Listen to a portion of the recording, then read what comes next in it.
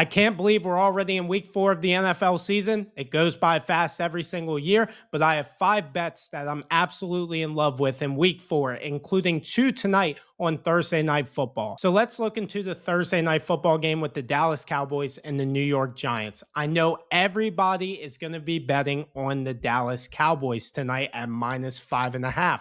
And why wouldn't you, right? Dak Prescott is 12-0 in his last 12 against the Giants. I think I saw a stat where Daniel Jones hasn't won a game on a non-football Sunday, so a Thursday, Monday. He's never won outside of Sunday. At least that's the stat I saw, which is kind of insane. So, and also with the Dallas Cowboys coming off a tough loss against the Baltimore Ravens to drop them under 500, everybody, especially the public, is going to think the Dallas Cowboys have to bounce back. So we should take the Cowboys because Dak owns the Giants. But I want you to hear what I have to say about it before you make that decision. So on Thursday night, teams usually have around 3 days to prepare for their opponent. But when teams are going on the road on Thursday, you also have to take into account travel. So that kind of takes away a day of practicing for the team going on the road. And I don't care what the stats say, there is some advantage for the home team in that aspect. And realistically, you also can't change your game plan very much in those 3 days. You really can't change any personnel. You also have people that are beat up. So there's a lot that you really can't change in those days. You're kind of going into Thursday Night Football blind. There's not much you can change. Whatever happened the week before, you really can't fix it that much within 3 days. And the number one thing that the Dallas Cowboys have stunk at is stopping the run. The Dallas Cowboys have the worst EPA per rush defensively at plus 0.27. It is far and away the worst EPA per rush in the NFL. And you're telling me with only 3 days to prepare, realistically for the Cowboys, it's only 2, that they're just going to magically be better at stopping the run. This defense is very soft. They don't want to tackle. Up front is not good outside of Micah Parsons, and they are not putting teams in position on defense to pass the ball. Because what Dallas does really well is get after the passer, but they can't do that if they cannot stop the run. Stopping the run is the most important aspect on defense in the NFL. So we have a Thursday Night Football game where the road team is favored by 6 points, 5.5 on some books. I saw it at 6. And you have a home team who just came off a good win against the Cleveland Browns. Their offensive line is playing a lot better, and they started running the ball a little bit better last week. And also Daniel Jones and Malik Neighbors looked really, really good. And if you open up the play action for the New York Giants, it is going to open up so much in this offense, especially for Daniel Jones to make easier reads. So they are going to run the football efficiently. There is no way Dallas fixes that. It's going to open up the play action. So I would assume, to me, in the divisional game, that 6 points on the road is way, way too many points. I wouldn't be surprised if they won outright, but I am taking the New York Giants plus 6. I even like it at 5.5 if you want to take it there. I just think this is more of a field goal game between both teams. My second bet in this game is a prop. It's with a rusher. Of course, all the stats that I said before, it matters right here. Devin Singletary has been playing pretty well for the New York Giants. He just needs a breakout game. And what other game would he rather break out than against the Dallas Cowboys at home against the worst rushing defense in the NFL? Now, every single running back who has faced the Dallas Cowboys this year, their longest rush has been over 15.5. And Devin Singletary's line is at 15.5. And not only that, Devin Singletary has hit over 15.5 for his longest rush in 8 of his last 10 games. And it's at plus 100 on FanDuel and minus 110 on DraftKings. So, of course, I took the plus 100 on FanDuel. I just think there is no way that Devin Singletary doesn't bust a run of 20-plus yards tonight against this Dallas defense. The second game that we're looking to is the Philadelphia Eagles against the Tampa Bay Buccaneers. The Tampa Bay Buccaneers are at home, and the Eagles are still favored by minus 2.5. Even though they might not have A.J. Brown, they might not have Devontae Smith, the Eagles are coming off an emotional win against the Saints, and Tampa just came off a really really bad loss against the Denver Broncos. If you go and look at the stats for the Eagles defense, it has not been good. EPA per rush, EPA per pass defensively, it's been horrific. But what I did see this past week is Vic Fangio's defense starting to come together.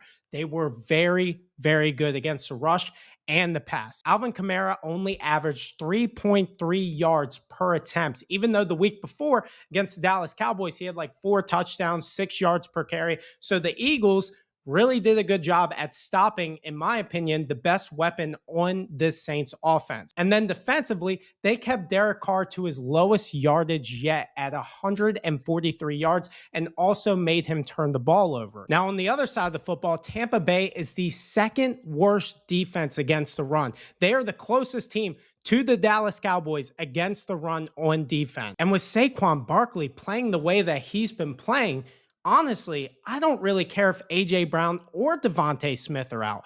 I think the Eagles are going to use a lot of RPO. They're going to use Saquon's legs. They're going to use Jalen's legs. And they're going to play really good defense against the Tampa Bay offense, who has not really played that well. I mean, they played pretty well against the Lions, I guess. But realistically, the Lions lost that game themselves. To me, Tampa Bay should be 1-2. And I understand that Philadelphia is also on the road, but I really like what I saw from their defense last week. I think that is more of a Vic Fangio defense that we're going to see over the course of the year.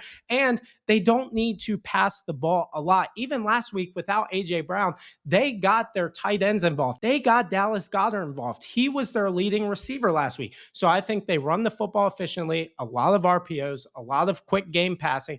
And I think they are just a much better team than Tampa Bay is, especially right now. And also, my model says, which I use on Rhythm, this is not sponsored, but I do like Rhythm. My model says that the Eagles should be closer to minus 6.7 than they should minus 2.5. And that's even including A.J. Brown and Devontae Smith out. I think that line is more realistic than the minus 2.5.